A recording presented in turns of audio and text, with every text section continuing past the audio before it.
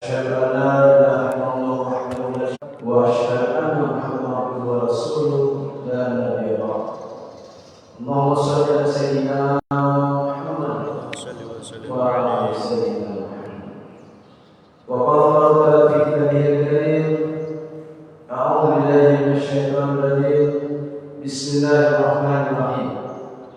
من عمل صالحا من ذكر أو أنثى وهو مؤمن فلنحيينه حياة طيبة ولنجزينهم أجرهم بأحسن ما كانوا يعملون.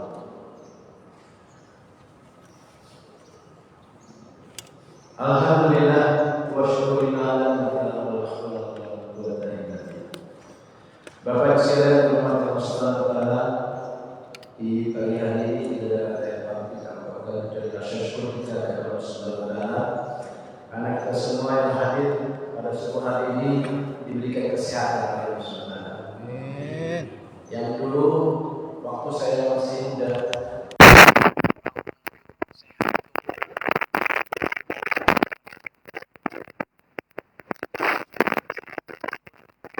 merasakan betapa nikmatnya sehat.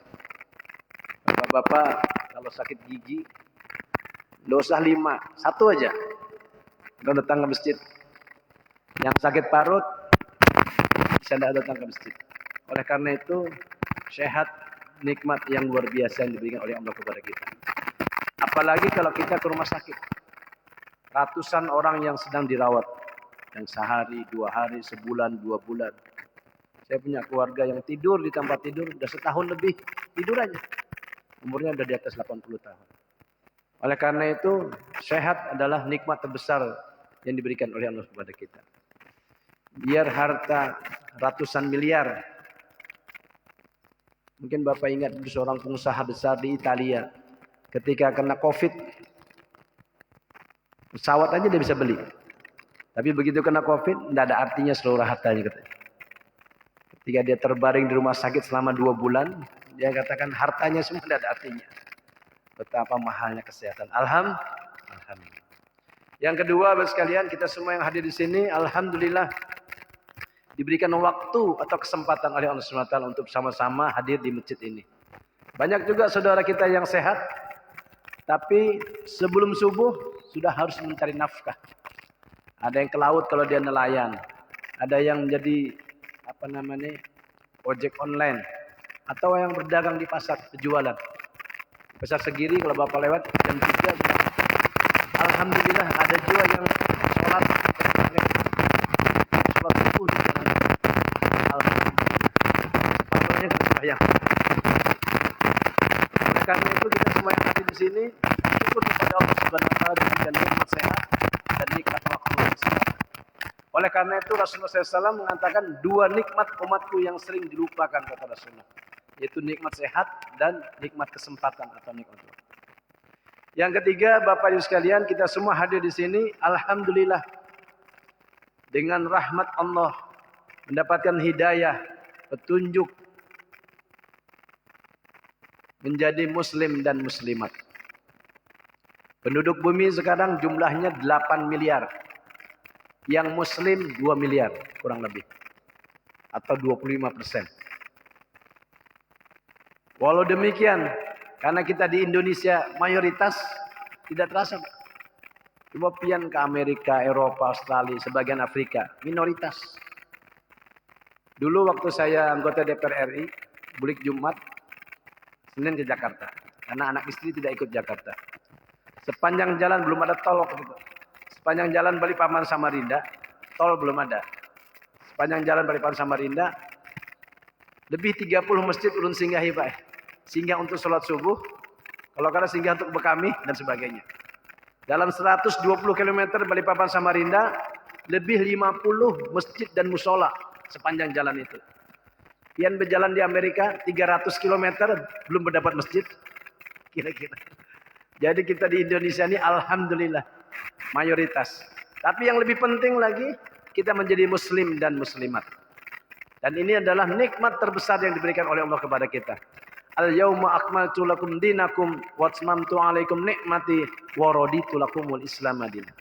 Kata Allah Subhanahu wa taala, pada hari ini telah kusempurnakan nikmatku untukmu Nikmat yang disempurnakan itu adalah al-Islam. Oleh karena itu kita berdoa kepada Allah Subhanahu wa taala, semoga keislaman kita ini terus sampai akhir hidup kita.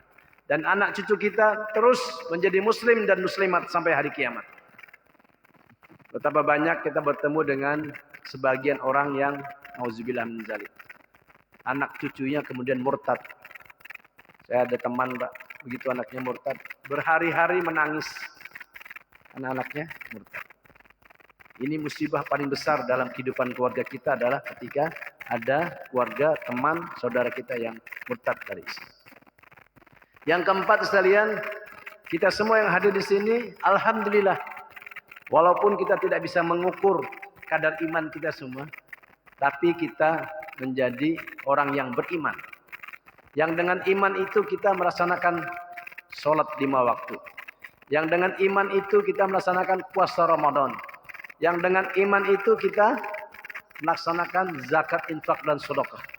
Yang dengan iman itu kita melakukan kebaikan-kebaikan. Yang dengan iman itu kita menjauhi keburukan. Dan dengan iman itu pula kita hadir sholat subuh. Oleh karena itu, ceramah subuh itu luar biasa. Kenapa? Karena dihadiri orang-orang yang luar biasa, yang bisa datang sholat subuh berjamaah. Alhamdulillah. Kenapa kita bisa hadir di sini? Karena ada iman. Betapa banyak Bapak sekalian orang yang tidak ada iman di dadanya. Seberang sana Pak, sebelahan masjid. 40 tahun rumahnya di sebelah masjid. 40 tahun tidak pernah ke masjid. Karena non muslim. Sampai kiamat, sampai mati juga ada masjidnya. Dan kalau tidak ada iman Bapak sekalian, masalah dalam kehidupan. Seorang pemuda dengan takdir, dengan jodohnya, tiba-tiba menikah dengan santriwati, muslimah, solehah, yang rajin sholat, rajin mengaji, rajin puasa. Menikah. Pemuda yang tidak pernah mengaji, tidak pernah sholat, tidak pernah puasa. Akhirnya mengaji, belajar mengaji. Sholat, belajar sholat. Yang masalah ketika masuk bulan Ramadan. Nah ini maka seumur-umur kada pernah berpuasa. Begitu masuk bulan Ramadan, puasa hari pertama, jam 9 sudah kelaparan. Jam 10 keringat dingin. Jam 11 sakit kepala. Jam 12 cari warung. Cari soto Banjar tutup. Soto Makassar tutup. Sop Konro tutup. Sate Madura apalagi. Wanipian kipas-kipas. Dan puasa tempeleng orang. Di Buncu Jalan terdapat warung Indomie. Karena lapar dan haus dan tidak pernah berpuasa, makanlah Indomie. 3 mangkok makan Indomie. Intalunya 3 biji. Es teh manis 3 gelas. Karena kebanyakan makan, kebanyakan minum, pulang ke rumah, muntah di depan istrinya. Muntahnya Indomie. Ujar bininya, maka malam tadi kita sahurnya nasi, kenapa muntahnya Indomie? Ujar lakinya, itulah hebatnya bulan suci Ramadan.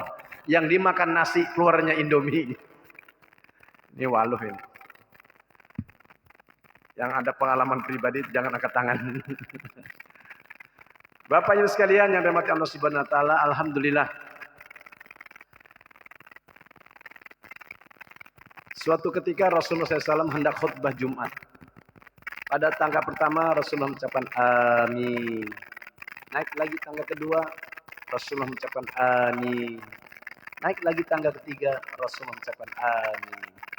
3 kali Rasulullah mengucapkan amin menjelang khutbah Jumat. Bukan rukun khutbah, bukan sunnah Rasulullah, dan belum pernah dilaksanakan oleh Rasulullah sebelumnya. Selesai khutbah Jumat, para sahabat bertanya kepada Rasulullah, ya Rasulullah, mengapa engkau mengucapkan amin 3 kali menjelang khutbah Jumat? Kata Rasulullah, Jibril datang kepadaku dan berwasiat kepadaku. Berarti ada wasiat penting dari Jibril. Pada tangga pertama Jibril mengatakan, celaka dan merugi orang yang disebut namamu tapi tidak berselawat kepadamu. Amin, kata Rasul.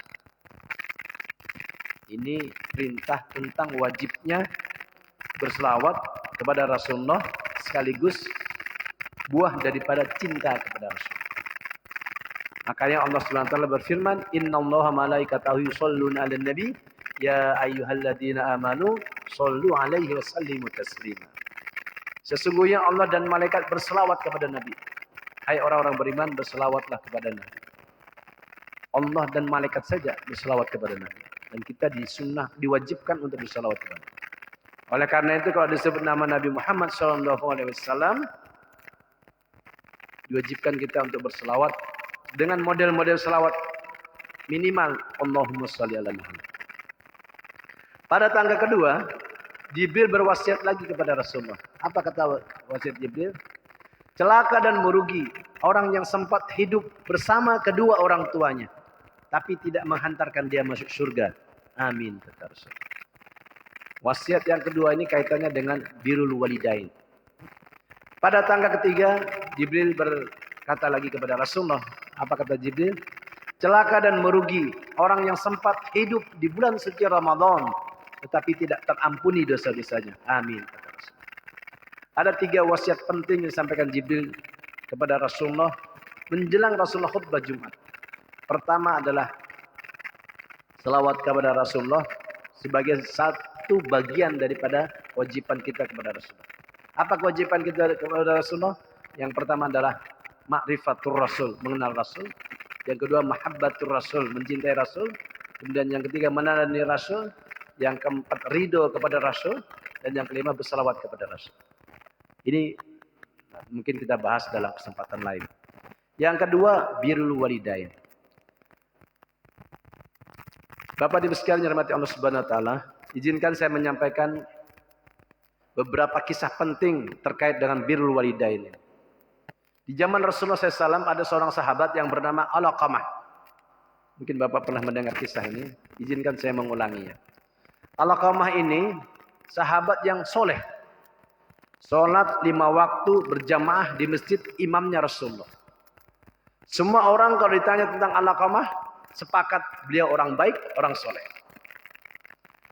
Menjelang wafat, ketika sakaratul maut, sahabat-sahabat yang lain mentalkinkan kalimat tauhid, kalimat thayyibah kepada Alqamah. Dibisikkan la ilaha illallah. Puluhan sahabat sudah membisikkan kalimat itu, tidak ada sedikit pun bibirnya bergerak untuk mengucapkan kalimat tauhid. Melihat kejadian ini, para sahabat lapor kepada Rasulullah tentang Alqamah. Rasulullah bertanya kepada para sahabat tentang pribadi Alqamah. Semua menyatakan orang baik. Rasulullah kemudian coba-coba tanya tentang keluarganya. Oh, ternyata ibunya bertahun-tahun tidak tinggal dengan Alqamah. Dicari di sebuah desa. Para sahabat dengan ketika Alqamah menikah, perhatian Alqamah terhadap istrinya terbagi. Yang perempuan kita biasa aja sebenarnya. Karena terbagi, ibunya cemburu, marah, tidak mau tinggal bersama Alqamah dan bertahun-tahun tidak pernah bertemu dengan Alqamah. Dan Alqamah pun tidak pernah bertemu lagi dengan ibunya. Rupanya ini yang mengganjal. Kalau begitu, kata para sahabat, tolonglah ibunya maafkan kesalahan Alqamah. Tidak mau. Lapor pada sahabat kepada Rasulullah, ibunya tidak mau memaafkan kesalahan Alqamah. Kalau begitu, kata Rasulullah, suruh temui saya. Dipanggil oleh Rasulullah. Kalau dipanggil Rasulullah tidak mau datang, khianat itu bisa kufur. Dan salah satu kewajiban kita itu apa yang dipanggil perintahkan Rasulullah harus datang. Karena Rasulullah yang memanggil, datanglah ibunya bertemu dengan Rasulullah. Rasulullah kemudian menceritakan keadaan anaknya dan memohon agar ibunya memaafkan kesalahan anaknya. Di depan Rasulullah pun tidak mau. Sakit benar hati rupanya. Di depan Rasulullah pun dia tidak mau. Kalau begitu kata Rasulullah, para sahabat kumpulkan kayu bakar. Kita bakar saja Alqamah. Tidak ada gunanya katanya. Karena ibunya tidak memaafkan kesalahannya. Kayu bakar sudah dikumpul. api sudah menyala. Sahabat-sahabat tinggal menunggu perintah Rasulullah agar melempar Alqamah ke kayu bakar itu. Rupanya digertak Rasulullah. Mendengar rencana itu, ibunya kemudian memaafkan kesalahan anak. Setelah dimaafkan, ditalkinkan Alqamah, dia jawab dengan fasih, la ilaha illallah. Meninggal dalam keadaan husnul khotimah. Bapak Ibu sekalian bayangkan, semoga tidak ada di sini. Sebagian masyarakat yang suka memarahi orang tuanya, menghardik orang tuanya. Ada yang mencaci orang tuanya. Ada yang mengusir orang tuanya. Ada yang membunuh orang tuanya. Ada yang mengadukan orang tuanya ke pengadilan. Rasulullah mengatakan, aku tidak akan melihat wajah orang yang durhaka kepada orang tua. Rasulullah tidak suka dengan orang durhaka. Dan Allah sendiri mengatakan, dosa terbesar di antara dosa besar itu, yang pertama, mensyirikkan Allah Ta'ala musyrik. Dosa yang kedua adalah durhaka kepada orang tua. Oleh karena itu sekalian, siapapun kita yang hadir di sini, yang ingin hidup kita sukses, pastikan kita berbakti kepada orang tua. Dan kalau ada di antara saudara-saudara kita yang hidupnya susah terus, coba pelajari baik-baik. Jangan-jangan pernah menyakiti hati orang tua. Dan sebaliknya, perhatikan semua orang yang pernah sukses. Sebagian besar penyebabnya adalah doa orang tua. Dan atau sebaliknya, karena dia bakti kepada orang tua. Kisah yang kedua sekalian yang tidak kalah penting adalah kisah tentang pemuda yang tinggal di Yaman, yang bernama Uwais Al-Qarni. Uwais Al-Qarni ini tinggal di Yaman bersama ibunya yang lumpuh dan gemuk. Nah, catatannya gemuk, berarti berat ya kalau lumpuh dan gemuk. Kemanapun ibunya pergi digendong. Apapun yang ibunya maui dipenuhi. Diberi makan, dijaga, dirawat dengan penuh kasih sayang. Semua dipenuhi. Ibunya mau kemana saja diantar. Tiba-tiba Bapak sekalian, ibunya meminta sesuatu yang di luar nalar Uwais Al-Qarni. Apa itu? Minta diantar ke tanah suci melaksanakan ibadah haji. Ini Uwais Al-Qarni ini pemuda miskin. Kalau orang kaya dulu ke tanah suci naik unta atau naik kuda. Naik unta atau naik kuda atau naik kedelai. Ini pemuda miskin, berarti dia harus jalan kaki. Bapak cek di Google, Yaman Mekah itu 1100 km. 1100 km. Dia harus menggendong ibunya, jalan kaki 1100 km, siang malam, panas dingin. Dia belum putuskan. Dia latihan dulu Pak. Latihan membawa anak sapi turun naik bukit. 3 bulan latihan. Setelah dia merasa kuat, dia putuskan tahun ini mengantar ibunya ke tanah suci. Bersama rombongan tentunya. Rombongan lain mungkin ada yang naik kuda. Dia jalan kaki menggendong ibunya yang lumpuh. Digendong ibunya. 1100 km. Ujung Pulau Jawa, Jawa Barat, Jawa Timur, 1000 km. Tunailah perjalanan ibadah haji. Selesai. Sampai tahallul selesai. Karena rindu dan cinta kepada Rasulullah, Uwais Al-Qarni ke Madinah. Mekah Madinah 400 km. Jalan kaki lagi menemui Rasulullah SAW. Sampai di Madinah, Rasulullah sedang tidak ada di tempat. Mau ditunggu, rombongan ke Yaman sudah harus pulang. Karena kalau pergi berdua saja pasti berbahaya. Ya ikut rombongan pulang ke Yaman. Rasulullah tidak pernah bertemu dengan Uwais Al-Qarni dan Uwais Al-Qarni tidak pernah bertemu dengan Rasulullah. Tetapi Bapak Ibu sekalian perhatikan apa pernyataan Rasulullah tentang Uwais Al-Qarni ini luar biasa. Apa kata Rasulullah? Ya Abu Bakar, ya Umar. Rasul berkata kepada sahabat Rasulullah, Abu Bakar dan Umar. Jika engkau bertemu dengan pemuda dari Yaman yang bernama Uwais Al-Qarni, dia adalah pemuda langit yang ada di bumi. Pemuda yang terkenal di langit walaupun tidak terkenal di bumi. Sampaikan salam hormatku kepadanya. Dan jangan lupa kalian minta doa kepada Uwais Al-Qarni. Masya Allah. Kedudukan Uwais Al-Qarni ini diangkat oleh Allah Subhanahu wa taala. Kenapa? Karena bakti kepada orang. Rasulullah meninggal dunia, tidak bertemu dengan Uwais Al-Qarni. Abu Bakar meninggal dunia, tidak ketemu dengan Uwais Al-Qarni. Pada zaman Umar bin Khattab, ada rombongan dari Yaman pergi ke Tanah Suci. Termasuk di dalamnya Uwais Al-Qarni. Bergegaslah Umar bin Khattab untuk menemui rombongan itu dan bertanya, adakah di antara rombongan ini yang bernama Uwais Al-Qarni? Pimpinan rombongan itu menunjuk pemuda yang jaga kambing. Berarti pemuda miskin. Karena tugasnya menjaga kambing yang dibawa dari Yaman ke Mekah sampai balik lagi, yang dimakan setiap hari. Berarti itu pemuda miskin. Dalam benak Umar bin Khattab, Uwais Al-Qarni ini ulama besar atau pejabat tinggi di Yaman. Kata Uwais Al-Qarni, tidak mungkin yang itu. Kata pimpinan rombongan ini, di Yaman itu cuma satu pemuda yang namanya Uwais Al-Qarni. Yang saya tahu katanya. Cuma itu. Akhirnya didatangi oleh Umar bin Khattab. Tetapi Rasulullah berpesan, ada tanda putih di tangannya. Walaupun Rasulullah tidak pernah melihat, tetapi Allah memberitahu kepada Rasul. Ada tanda putih di tangan. Ditemuilah Uwais Al-Qarni, Umar bin Khattab memperkenalkan dirinya. Saya Amirul Mukminin Umar bin Khattab. Nama kamu siapa? Abdullah katanya. Abdullah hamba Allah. Kata Umar bin Khattab, saya juga Abdullah. Nama kamu sesungguhnya siapa? Bukankah kamu Uwais Al-Qarni? Iya. Karena ada tanda putihnya. Terus kata Umar bin Khattab, kamu ini sebenarnya siapa? Karena Rasulullah menyampaikan salam hormat kepadamu.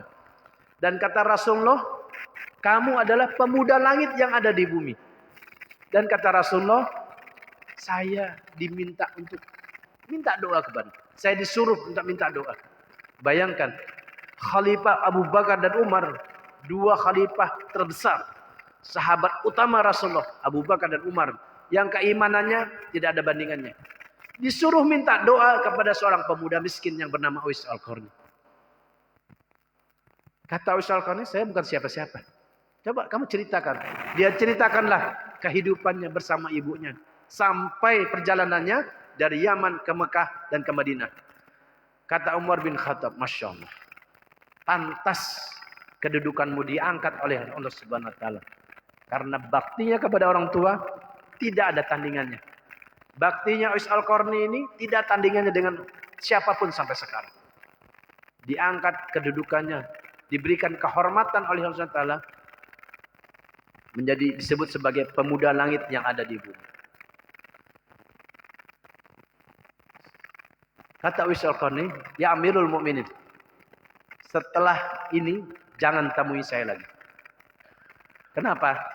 Karena semua doa yang diucapkan oleh Uwais Al-Qarni diterima oleh Allah SWT. Dikabulkan oleh Allah SWT. Luar biasa. Sampai dalam riwayat diceritakan, rombongan dari Yaman naik kapal. Diceritakan kapal itu mau tenggelam. Ada yang mengatakan sudah tenggelam. Dalam dua riwayat yang berbeda. Mereka melihat di dalam kapal itu ada Uwais Al-Qarni. Mereka minta Uwais Al-Qarni untuk mendoakan. Didoakan oleh Uwais Al-Qarni, kapal itu tidak jadi tenggelam.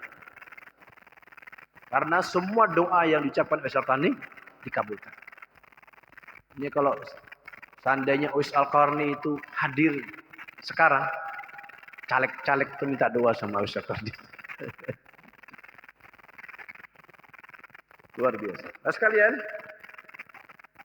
ketika Uwais Al-Qarni meninggal, diceritakan ribuan orang yang menyolatkan dan orang Yaman itu tidak tahu siapa yang ada di situ. Ada yang mengatakan ribuan orang itu adalah malaikat yang turun untuk menyolatkan Uwais Al-Qarni. Dia meninggal di Yaman. Bapak sekalian rahmati Allah SWT, kisah ini mengingatkan kepada kita bahwa bakti kepada orang tua itu adalah menjadi kedudukan penting dalam kehidupan kita.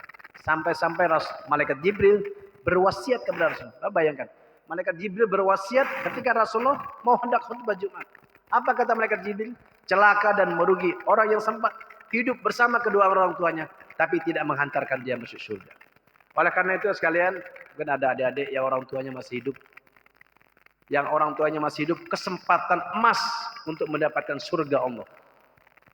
Mungkin kita tidak bisa masuk surga lewat pintu yang lain, tapi ada pintu yang luar biasa.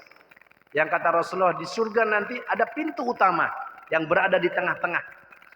Tengah-tengah seperti ini, pintu utama.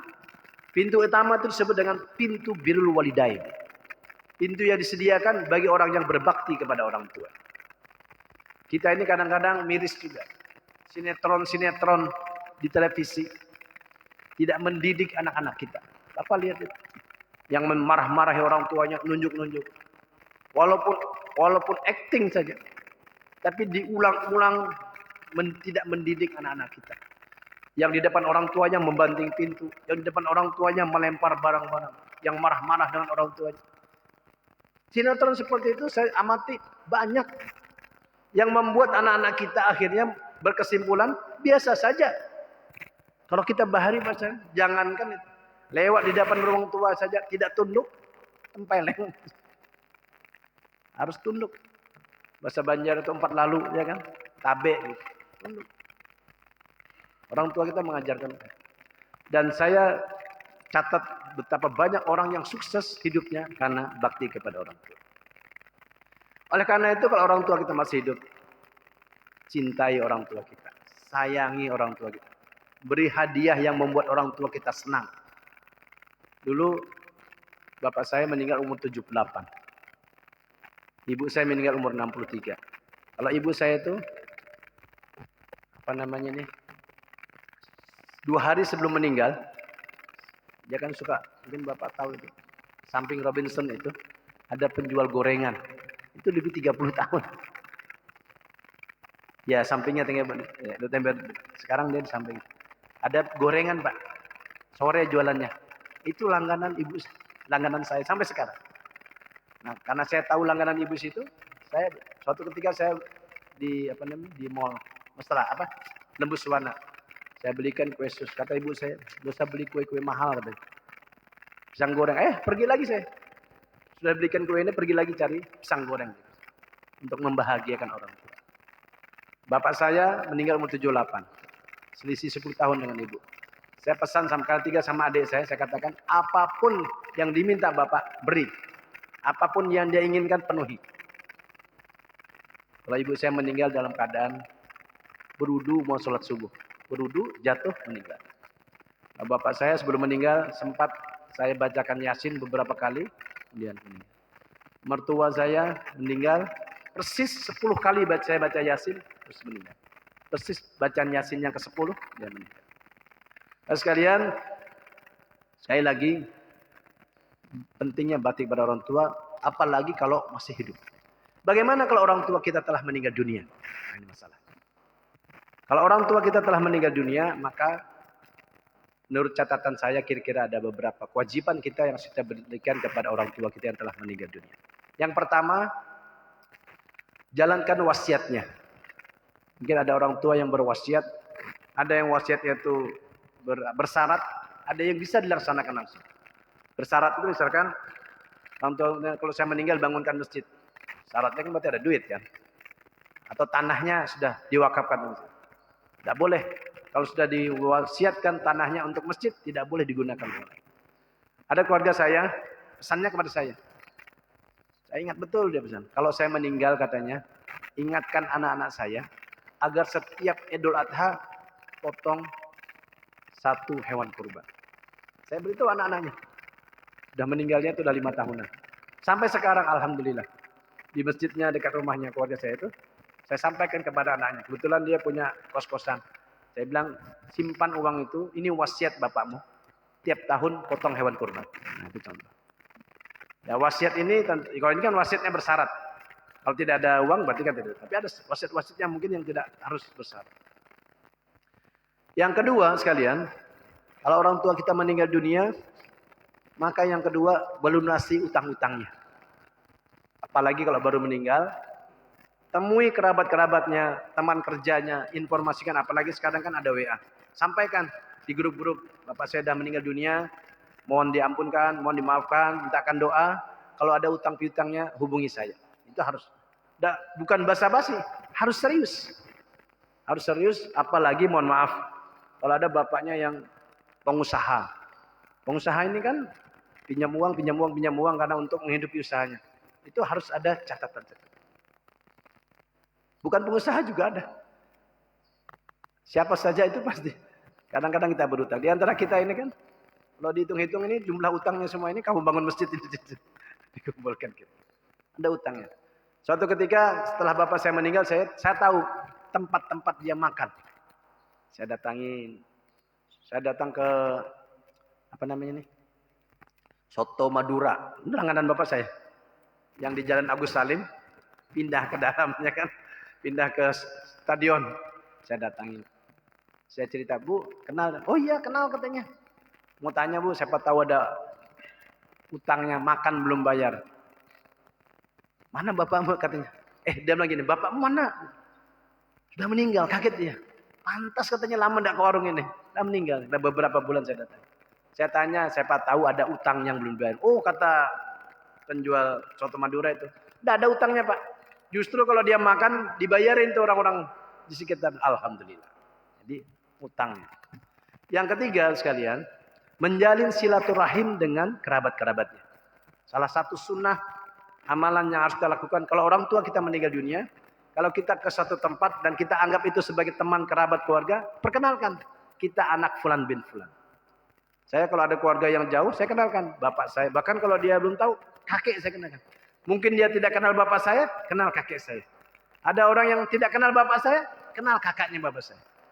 Kalau bapak yang umur 7 tahun, lahir tahun 7, yang hidup tahun 70-an mungkin kenal dulu Pak Hasim Japar. Hasim Japar kan pengusaha penyalur minyak. Nah, itu kan kakak saya, bapak saya nomor 2.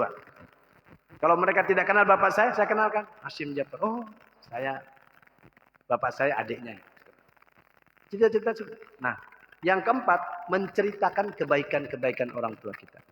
Dan dengan silaturahim, biasanya, mohon maaf sekalian, kalau kita bertemu dengan teman ayah kita, teman ibu kita, pasti yang diceritakan tuh kebaikan-kebaikannya. Kecuali kalau memang jahat betul, seperti Fir'aun, ya kan? Seperti Fir'aun, keburukannya diceritakan. Insya Allah keluarga kita tidak sejahat Fir'aun. Pasti ada kebaikan. Kebaikannya yang diceritakan. Oleh karena itu kalau kita silaturahmi, kita kenalkan, pasti ada cerita kebaikan. Begitu juga kalau kita bertemu dengan orang yang orang tuanya meninggal dunia, disunahkan itu menceritakan kebaikan. Supaya apa? Cerita tentang kebaikannya ini menjadi tambahan pahala bagi orang tua kita yang telah meninggal dunia. Suatu ketika saya mungkin Bapak kenal Pak Eko yang di Jalan Jakarta.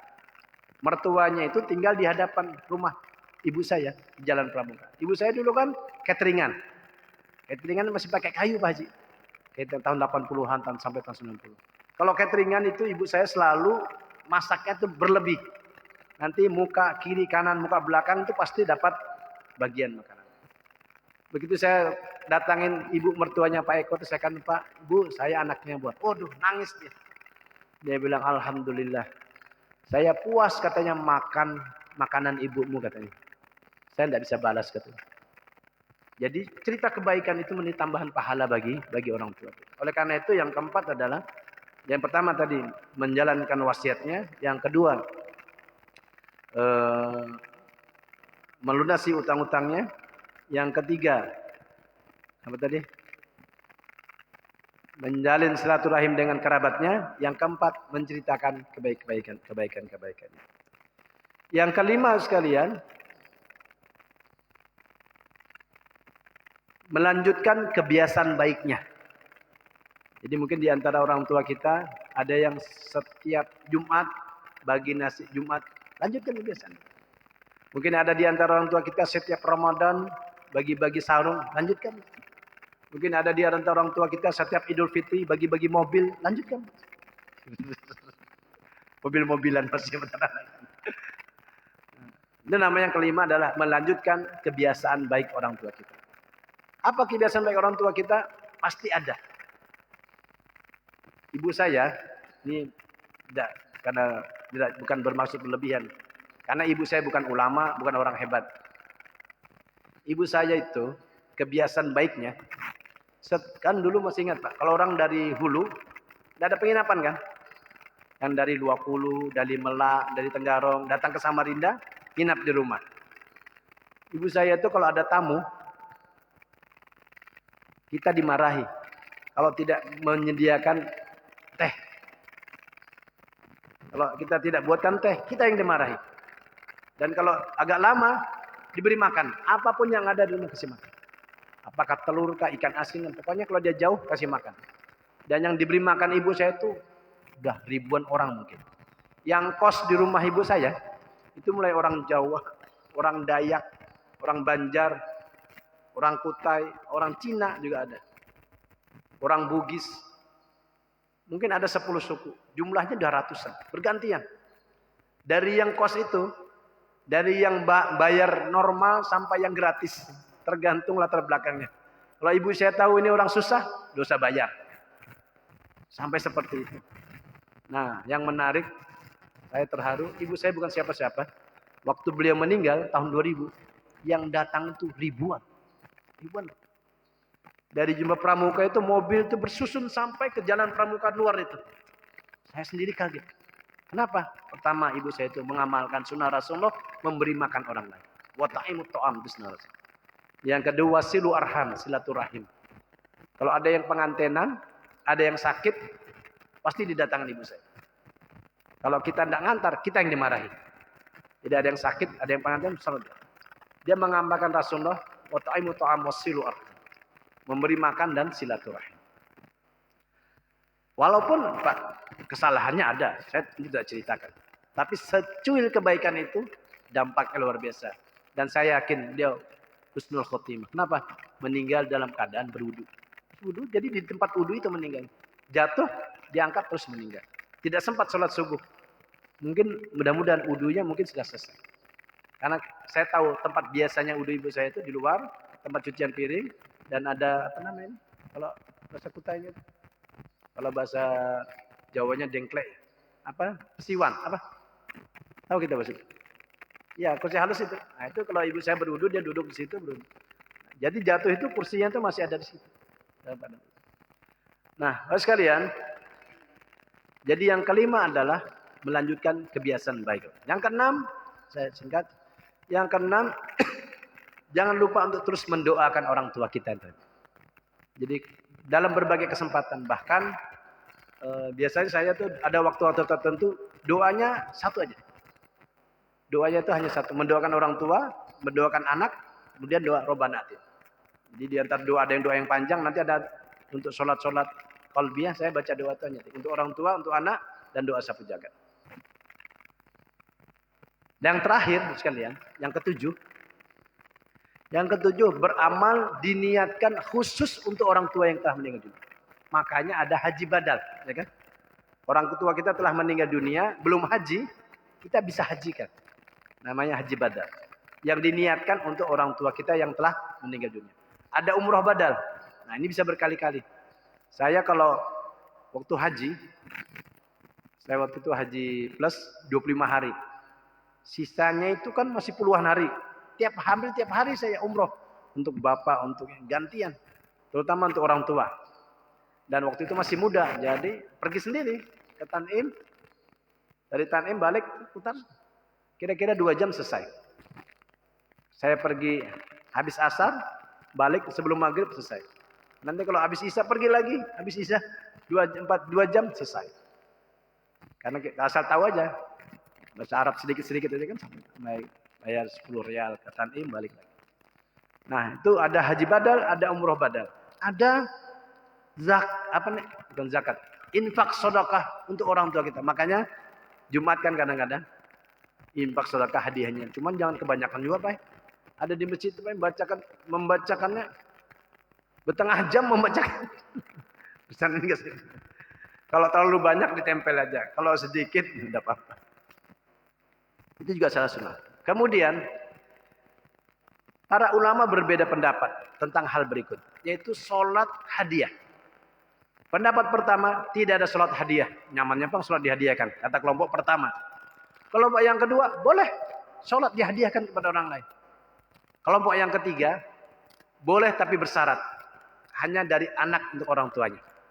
Nah, kita daripada bertentangan dari kelompok pertama kedua, ambil yang ketiga saja. Yang ketiga ini ulama sepakat. Sholat hadiah anak untuk orang tuanya yang telah meninggal dunia. Bapak Ibu sekalian boleh sekali-sekali sholat 2 rakaat diniatkan untuk ayah. Sholat 2 rakaat diniatkan untuk ibu. Sholat 2 rakaat diniatkan untuk ibu mertua, bapak mertua. Sholat hadiah. Tapi sesungguhnya tanpa diniatkan pun, ini yang penting juga. Karena dalilnya tanpa diniatkan pun, seluruh amal kebaikan anak-anak kita mengalir pahalanya kepada kedua orang tua. Saya sekarang ceramah nih. Ibu saya yang telah meninggal 24 tahun yang lalu. Bapak saya telah meninggal 14 tahun yang lalu. Dapat pahala dari ceramah saya. Saya hari ini ceramah, kakek nenek saya dari pihak ibu dapat pahalanya. Kakek nenek saya dari pihak bapak dapat pahalanya.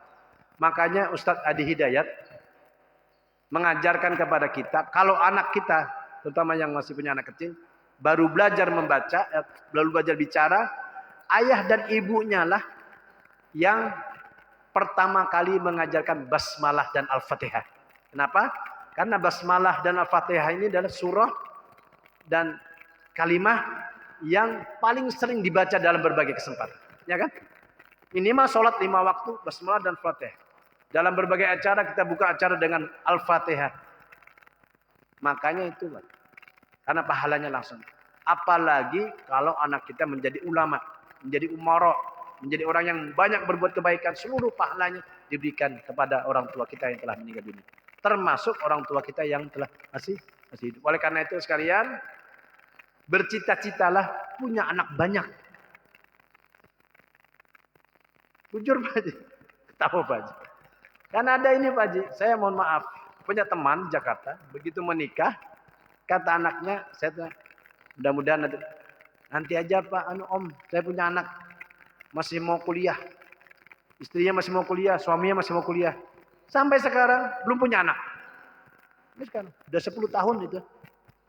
Jadi kalau kita menikah, yang pertama kali itu adalah menambah keturunan, karena Rasul mengatakan aku berbangga dengan keturunan yang banyak. Dan keturunan kita, seluruh kebaikan anak kita, anak cucu kita mengalir pahalanya dengan kita. Kalau anak kita 1, anak kita 10, maaf, misalkan 10 hafiz Quran. Rasul mengatakan satu orang yang hafiz Quran bisa memberi syafaat kepada 70 keluarganya. 107.000 dia bisa memberi syafaat. Nah, tidak usahlah mungkin, waduh, anak saya juga belum ada yang hafiz. Ada 5 juz, 3 juz. Apapun kebaikan anak kita. Oleh karena itu, salah satu kunci kebaikan itu adalah sholat 5 waktu. Ya kan? Karena kalau anak kita tidak sholat 5 waktu, kebaikan-kebaikan yang lainnya tidak ada pasportnya. Makanya sekalian, supaya amal kebaikan anak-anak kita itu mengalir kepada kita, yang paling penting kita ajarkan kepada anak kita adalah pastikan semua anak cucu kita sholat 5 waktu.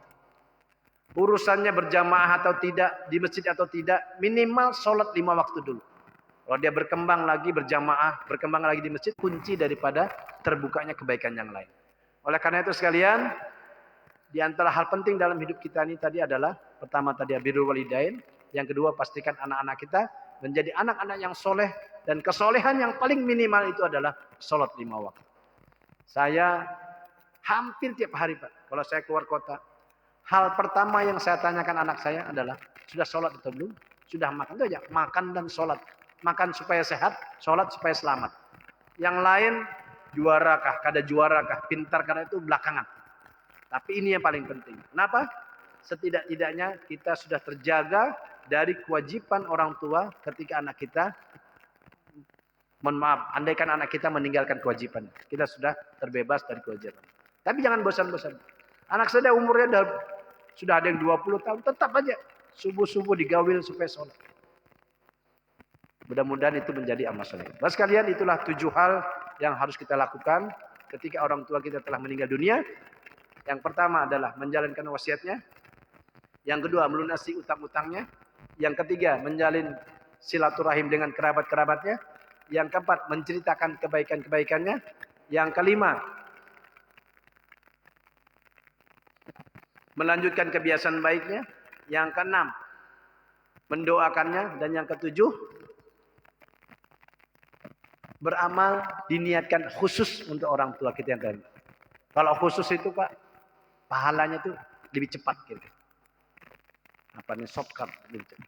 Mudah-mudahan ada manfaatnya untuk sekalian apa yang saya sampaikan, dan semoga kita semua bisa masuk surga dari salah satu pintu yang disediakan oleh Allah SWT, yaitu pintu birrul walidain. Hadanallahu wa iyyakum ajmain. Wassalamualaikum warahmatullahi wabarakatuh.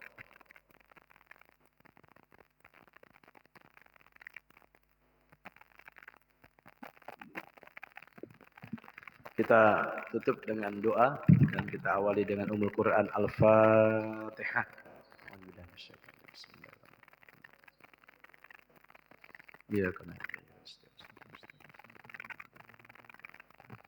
Amin amin ya rabbal alamin. Bismillahirrahmanirrahim. Alhamdulillahirabbil alamin.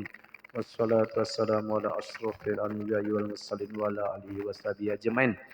Allahumma salimna wa salim dinana wa salim tauhidan wa salim qulubana wa salim a'malana, salim ahwalana wa salim arzakana wa salim auladana wa salim jami'al muslimin wal muslimat ya rabbal alamin.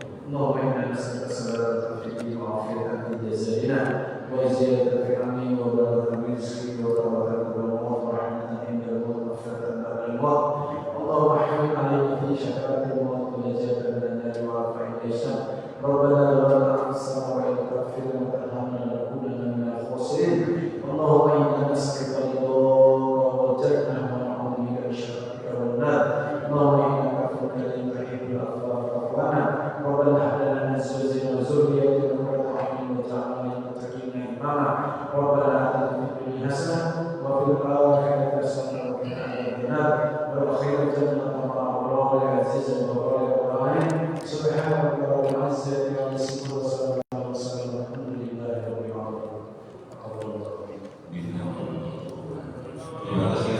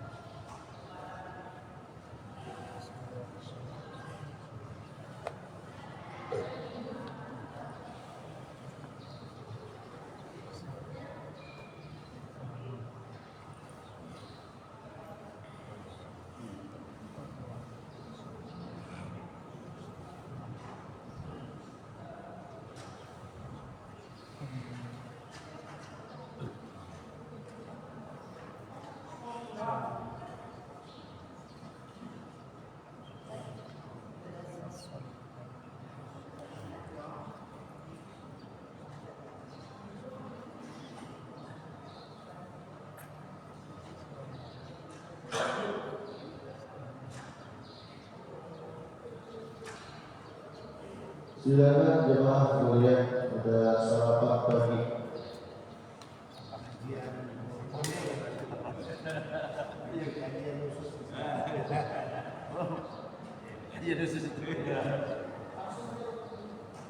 Jemaahnya